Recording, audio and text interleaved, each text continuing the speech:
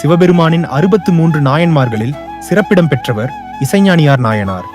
அவர் ஒரு பெண் நாயன்மார் மட்டுமல்ல, பெரிய சிவபக்தரான சுந்தரமூர்த்தி நாயனாரின் தாயாராகவும் போற்றப்படுகிறார். இசைஞானியார் திருநாவலூர் என்னும் புனித தலத்தில் வாழ்ந்து வந்தார். அவர் ஆதிசைவ மரபில் பிறந்தவர். சிவபெருமானின் மீது அளவற்ற பக்தி கொண்டவர்.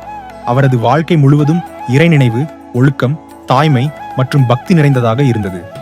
அவர் தினமும் காலையில் எழுந்து சிவபெருமானை மனதார நினைத்து வீட்டிலேயே பூஜை செய்து வந்தார். திருநீறு அணிந்து ஓம் நமசிவாய என ஜபித்து இறைபணியில் மனதை செலுத்தினார். அவருக்கு பிறந்த மகன் பின்னர் உலகம் முழுவதும் புகழ்பெற்ற சுந்தரமூர்த்தி நாயனார் ஆவார். சுந்தரர் சிறு வயதிலிருந்தே சிவபெருமானின் அருள் பெற்றவர். அவரது ஆன்மீக வளர்ச்சிக்கு இசைஞானியாரின் பக்தி மிகப்பெரிய காரணமாக இருந்தது. தாய் என்ற முறையில் அவர் மகனுக்கு நல்ல ஒழுக்கம், இறை நம்பிக்கை, சிவபக்தி ஆகியவற்றை விதைத்தார். இறைவனை விட உயர்ந்த துணை இல்லை என்பதை வாழ்விலேயே கற்றுக் கொடுத்தார். இசைஞானியார் சிவனடியார்களை மிகுந்த மரியாதையுடன் பார்த்தார்.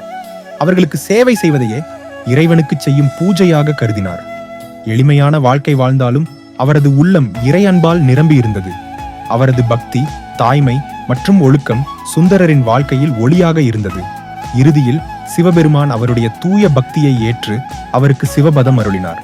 இசைஞானியார் நாயனார் நாயன்மார்களில் உயர்ந்த இடம் பெற்றார். இந்த கதை நமக்கு சொல்லும் பாடம் என்ன? ஒரு தாயின் பக்தி ஒரு தலைமுறையை மாற்ற முடியும். நல்ல வழியில் குழந்தைகளை வளர்ப்பது இறைவனுக்கான மிகப்பெரிய சேவை. தாயின் இறைநம்பிக்கை குடும்பத்தின் ஆன்மீக அடித்தளம். பக்தி, அன்பு, ஒழுக்கம் இவை இருக்கும் இடமே இறைவன் தங்கும் இடம். ஓம் நமசிவாய.